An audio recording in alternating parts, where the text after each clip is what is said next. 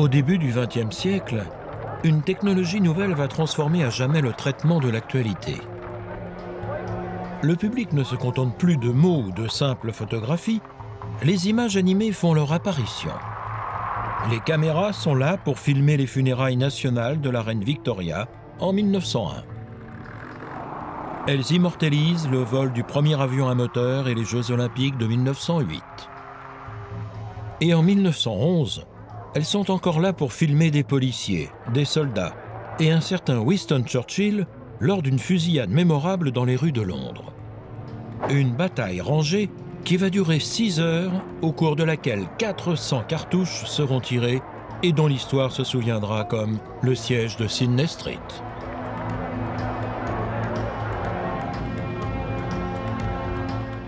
Quelque part, le siège de Sydney Street est le tout premier reportage d'actualité filmé sur le vif. Le public est absolument fasciné par la couverture de cet événement. C'était l'occasion de prouver l'intérêt des films d'actualité. Quelque chose d'excitant et de dramatique avait lieu. On n'allait pas se priver d'aller sur place pour filmer ça. C'était du jamais vu. C'était la première fois qu'une chose pareille arrivait.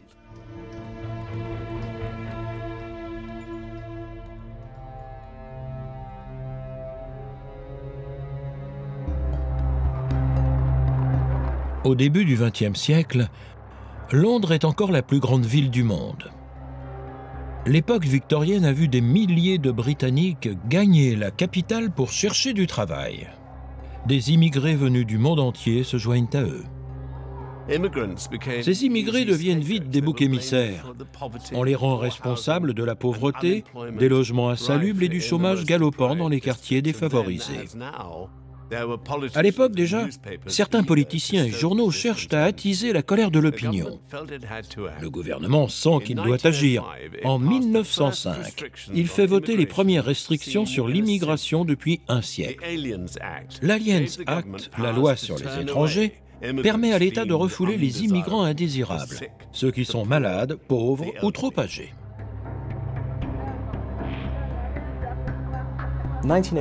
L'Aliens Act de 1905, que l'on doit au Parti conservateur, impose une immigration très restrictive, surtout à l'encontre des Juifs d'Europe de l'Est et d'autres régions d'Europe centrale.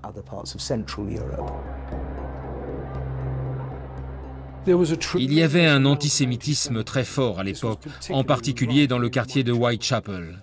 Les Juifs étaient perçus comme des concurrents pour le logement et aussi en termes d'emploi.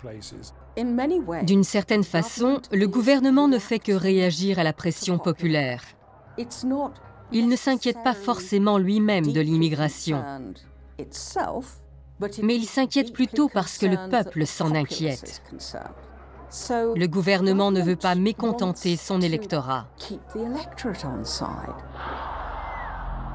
Pourtant, cette loi ne change rien à la misère qui règne dans des zones comme l'East End. Les immigrés demeurent la cible de la vindicte populaire. En 1909, un fait divers resté célèbre confirme les pires préjugés populaires. Des coups de feu sont tirés dans les rues de Londres, des innocents sont abattus et les coupables sont 2 immigrés. La presse baptisera l'affaire le scandale de Tottenham.